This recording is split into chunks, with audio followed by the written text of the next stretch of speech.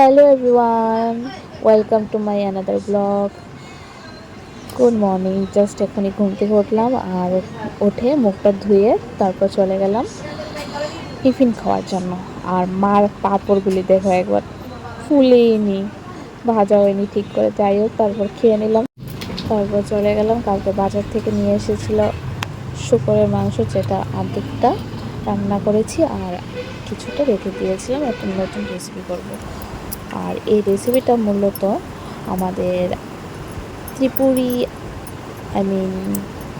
Tribal যারা রয়েছে আমাদের ত্রিপুরাতে, তাদের থেকে দেখে ইন্সপায়ার হয়ে তৈরি করছি। প্রথমে কলার যে ফুলগুলি রয়েছে এগুলিকে এই দুটো অংশ বাদ দিয়ে ফুলগুলিকে ছিঁড়ে নেব একে একে করে, আর কিছুটা এরকমভাবে নিয়ে নেব। আর সাথে নিয়েছিলাম আলু, পেঁয়াজ, কাঁচামরিচ আর আদা আর রসুন। মূলত গুঁড়ো করার জন্য যা যা প্রয়োজন সেই রকমভাবেই নিয়ে নিয়েছিলাম।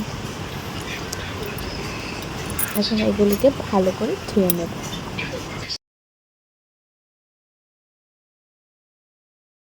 এবার ভালো করে জল দিয়ে ধুয়ে একটা প্যানে সেদ্ধ করার জন্য বসিয়ে দিয়েছিলাম। আর এখানে সেদ্ধ করার জন্য কিন্তু পেঁয়াজ, রসুন, আদা, আলু আর কলার ফুলগুলো দিয়েছি, আর সাথে একটা টমেটো বসিয়ে দিয়েছিলাম। তারপর ভালো করে সেদ্ধ করে নামিয়ে শুকরের মাংসটা একটু তেলে প্রথম থেকে সেদ্ধ করা ছিল, জাস্ট একটু তেলে গরম করে নিচ্ছিলাম। যেহেতু ফ্রিজে রেখেছিলাম তার জন্য একটু তেলে গরম করে নিয়েছি।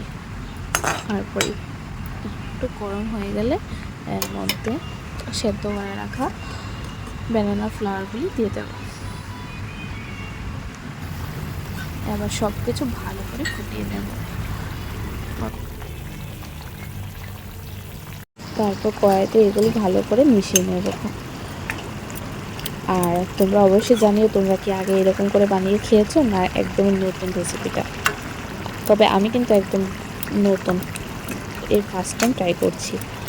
আর খেয়ে বলবো অবশ্যই কীরকম হয়েছে। আর এখানে কিন্তু পেঁয়াজ কুচি আর রসুন কুচি এগুলো কিন্তু একেবারে কাঁচা ছিল। তারপর সেদ্ধ করে নামিয়ে একটু ঠান্ডা করে তারপর নিয়ে নিয়েছিলাম।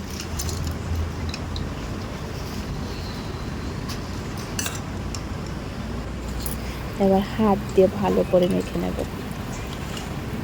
অবশ্যই খেয়াল রাখবে যে ভালো করে যাতে মেশানো হয়। আর আমার কিন্তু ট্রাইবেলদের এই গুটোকের রেসিপিটা ভীষণ পছন্দ। তবে কার কেমন লাগে সেটা আমি জানি না, বাট আমার পার্সোনালি খুব পছন্দ। অনেকে কিন্তু এটা বাঁশকল দিয়েও কিন্তু বানিয়ে খায়, তবে আজকে আমি এটাকে ব্যানানা ফ্লাওয়ার দিয়ে ট্রাই করলাম।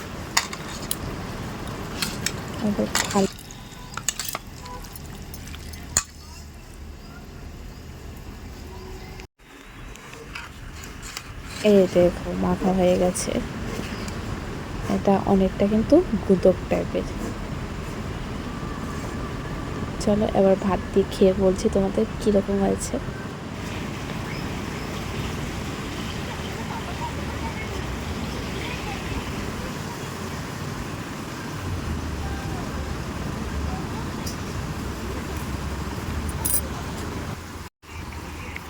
আর তোমাদের কারটা দেখে এটাকে লোভনীয় মনে হচ্ছে অবশ্যই কিন্তু জানিও।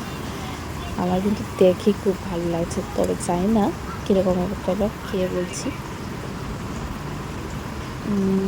গাইস কি বলবো, জাস্ট ওয়াও। অবশ্যই তোমরা ট্রাই করো। আর খেতে কিন্তু অসাধারণ স্বাদ হয়েছিল। অবশ্যই কিন্তু এরকমভাবে বানিয়ে খেও। আর এটা কিন্তু সম্পূর্ণ নতুন একটা রেসিপি।